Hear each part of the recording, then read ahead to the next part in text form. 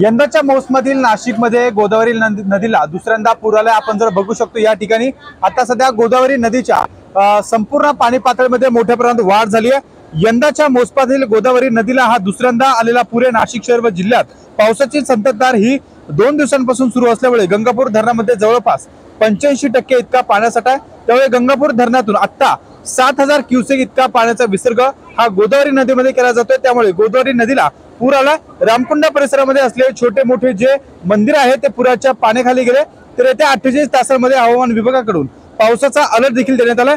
तसेच पावसाचा जोर कायम असल्याने टप्प्याटप्प्याने पाण्याचा विसर्ग हा गंगापूर धरणातून गोदावरी नदीमध्ये सोडला जाईल अशी देखील माहिती प्रशासनाकडून मिळते। गोदाकाठी राहणाऱ्या नागरिकांना देखील सतर्कतेचा इशारा देण्यात आला।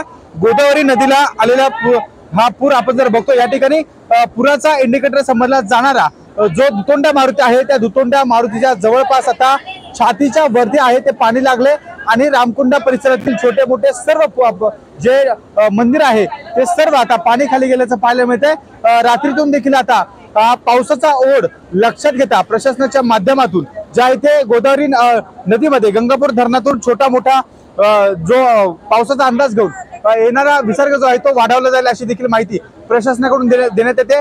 एकंदरीतच आता रामकुंडा परिसरामध्ये पूर परिस्थिती निर्माण झाल्याचं आपल्याला पाहायला मिळत आहे।